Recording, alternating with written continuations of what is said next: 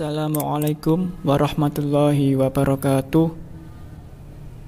Anak-anak, mengawali pembelajaran, mari kita membaca surat Al-Fatihah dalam hati kita masing-masing. Semoga kita selalu diberi kemudahan, diberi keberkahan, dan diberi kesehatan dalam segala urusan. Al-Fatihah.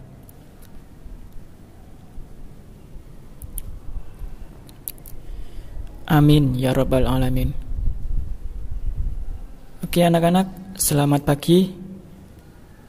Berjumpa lagi dengan saya pada mata pelajaran yang paling seru, mata pelajaran yang paling penuh dengan permainan.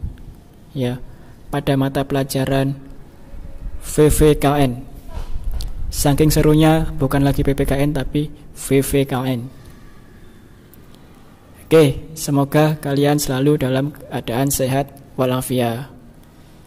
Tetap patuhi protokol kesehatan. Ingat 3M, mencuci tangan, menjaga jarak, dan memakai masker. Oke, sebelum kita mulai pembelajaran, silakan disiapkan dulu buku catatannya, alat tulisnya, dan yang paling penting, disiapkan juga camilannya. Oke anak-anak, seperti biasa, sebelum kita masuk ke materi inti, saya akan sedikit mengingatkan kalian materi yang sudah kita bahas pada minggu sebelumnya.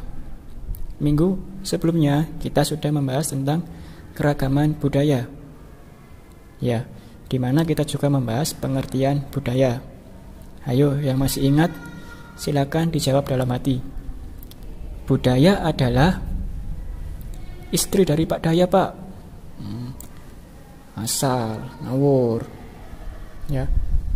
Budaya adalah semua hasil karya cipta rasa manusia.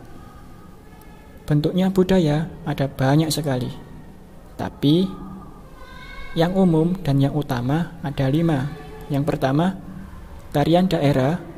Yang kedua, lagu-lagu daerah. Yang ketiga, rumah adat. Yang keempat, alat musik. Dan yang kelima, pakaian adat. Nah, pada pertemuan hari ini kita akan membahas tentang keragaman agama yang ada di Indonesia. Jadi, karena ini menyangkut tentang agama, silakan disimak dengan seksama, dicatat sesuai pemahaman masing-masing, ya, dan juga dipahami. Oke? Oke anak-anak, pengertian agama. Agama adalah sistem yang mengatur kepercayaan serta peribadatan kepada Tuhan Yang Maha Esa, serta segala hal yang berhubungan dengan Tuhan. Ya, segala hal yang berhubungan dengan Tuhan, misalnya jual beli, terus sedekah, puasa, dan lain sebagainya. Di Indonesia tersendiri terdapat banyak sekali agama. Ya. Terdapat banyak sekali agama. Tetapi yang diakui di Indonesia hanya 6 agama, yaitu Islam, Kristen, Katolik, Hindu, Buddha, dan Konghucu. Tetapi meskipun hanya mengakui 6 agama, Indonesia menjadi negara yang mengakui agama terbanyak di dunia. Karena tidak ada negara yang mengakui sampai dengan 6 agama. Tidak ada. Yang ada hanya Indonesia. Nah, selanjutnya jumlah agama beserta pemeluknya yang ada di Indonesia. Anak-anak, menurut data dari Badan Pusat Statistika yang diperoleh dari hasil sensus penduduk tahun 2020, jumlah penduduk Indonesia sebanyak 270,20 juta jiwa atau 270.200.000 jiwa. Nah, hal ini menjadikan Indonesia sebagai negara dengan peringkat keempat dengan jumlah penduduk terbanyak. Ya, yang pertama ada Cina, yang kedua India, yang ketiga Amerika, dan yang keempat Indonesia. Adapun persentase agamanya dapat kalian lihat pada tabel itu, ya. Ada agama Islam yang terbanyak dengan populasi sebanyak 87%, atau sekitar 235.614.400 jiwa. Ya. Kristen 6,9%, Katolik 2,9%, sampai dengan lain-lain 14,7%. Oke, yang pertama agama Islam. Indonesia merupakan negara dengan pemeluk agama Islam terbesar di dunia, ya, dengan jumlah 235.614.400 jiwa pemeluk agama Islam. Loh, kok bisa Indonesia, Pak? Kenapa nggak Arab? Karena jumlah penduduk Arab Saudi hanya 35 juta, dan itu Islam semua. Nah, ini Indonesia Islamnya 235 juta lebih.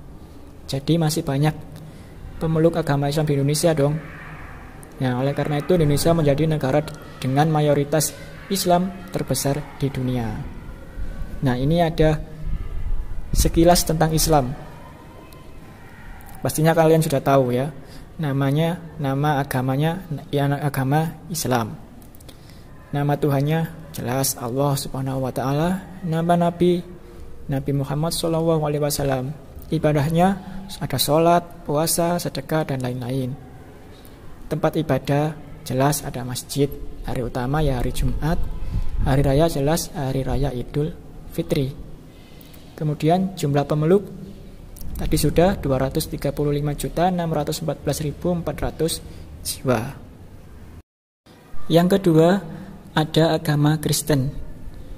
Agama Kristen merupakan agama dengan pemeluk terbanyak kedua setelah Islam di Indonesia, dengan jumlah pemeluk 18.643.800 jiwa. Nah, untuk di Indonesia agama Kristen ini menjadi agama dengan pemeluk terbanyak kedua. Akan tetapi anak-anak, kalau kalian tahu, agama Kristen ini jika di dunia, agama Kristen merupakan agama dengan pemeluk terbanyak di dunia, dengan pemeluk kurang lebih 2,4 miliar jiwa. Sedangkan Islam menempati peringkat kedua dengan jumlah pemeluk kurang lebih 1,9 miliar jiwa. Nah, kenapa Pak? Kok nggak Islam yang terbanyak? Katanya Islam kan agama yang paling sempurna, agama yang rahmatan lil alamin. Nah, kalau itu, masalah itu, biarkan itu menjadi rahasia Tuhan. Tapi setahu saya, setahu Pak Bagus, Allah itu memberi hidayah kepada mereka yang dikehendakinya. Jadi jika jumlah pemeluk agama Islam hanya 1,9 miliar di bawah agama Kristen, ya mungkin Allah hanya menghendaki pemeluknya hanya segitu, hanya 1,9 miliar. Jadi seperti itu ya. Kemudian ada sekilas tentang agama Kristen. Nama agamanya Kristen Protestan. Nama Tuhan Yesus. Nama Nabi Yesus. Ibadahnya namanya ibadah sembahyang. Tempatnya di gereja. Hari utamanya jelas hari Minggu. Hari rayanya Natal. Jumlah pemeluknya 18.643.800 jiwa. Oke, yang ketiga ada agama Katolik. Agama ini merupakan agama ketiga yang diakui di negara Indonesia dengan jumlah pemeluk 7.835.800 jiwa. Sekilas tentang agama Katolik. Nama agama Kristen Katolik. Nah, agama Kristen Katolik ini hampir sama dengan Kristen Protestan, hanya saja mereka berbeda keyakinan. Sama halnya seperti Islam NU, Islam Muhammadiyah, itu kan sama-sama Islam, tapi berbeda pendapat. Jadi seperti itu. Nama Tuhannya ada yang menyebut Tuhan Yesus, ada juga yang menyebut Tuhan Bapa. Nama Nabi Yesus, ibadahnya sama, sembahyang, tempat ibadah gereja, hari utamanya juga Minggu, jumlah pemeluknya 7.835.800 jiwa. Oke, yang keempat ada agama Hindu. Agama Hindu ini merupakan agama keempat yang diakui di Indonesia dengan jumlah pemeluk 4.593.400 jiwa. Nah, di Hindia, agama Hindu ini dianggap sebagai agama tertua di dunia karena memang ini sudah ada sejak lama sekali. Sekilas tentang agama Hindu. Nama Tuhan Dewa Trimurti. Jadi dalam agama Hindu itu mereka mengakui adanya 3 Tuhan. Yang pertama Tuhan Brahma sebagai Dewa Pencipta, Tuhan Wisnu atau Dewa Wisnu sebagai Dewa Pelindung, dan Dewa Siwa sebagai Dewa Penghancur. Untuk ibadahnya namanya pemujaan. Tempat ibadahnya namanya Pura. Hari rayanya Nyepi, dan jumlah pemeluk di Indonesia sebanyak 4.593.400 jiwa. Yang kelima ada agama Buddha. Agama Buddha ini agama kelima yang diakui di Indonesia dengan jumlah pemeluk 1.891.400 jiwa. Nah, sekilas tentang agama Buddha. Nama Tuhannya Siddhartha Gautama. Ibadahnya ada pertapaan, ada meditasi, dan lain sebagainya. Tempat ibadahnya kuil. Hari rayanya ada hari raya Waisak atau Trisuci Waisak. Jumlah pemeluk di Indonesia sebanyak 1.891.400 jiwa. Oke, agama terakhir atau agama keenam yang diakui di Indonesia ada agama Konghucu, ya, dengan jumlah pemeluk 135.100 jiwa. Sekilas tentang agama Hindu. Sekilas tentang agama Konghucu. Nama Tuhan yaitu Tuhan Tiankong atau Tiangong. Ibadahnya namanya pemujaan, tempat ibadahnya namanya Kelenteng. Hari rayanya hari raya Imlek. Jumlah pemeluk di Indonesia sebanyak 135.100 jiwa. Nah, selanjutnya yaitu lain-lain.